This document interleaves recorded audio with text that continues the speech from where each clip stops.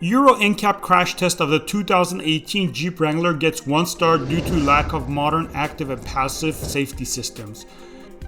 Despite being new for 2018 on the European market, the Wrangler comes equipped only with a seatbelt reminder and a simple driver set speed limiter.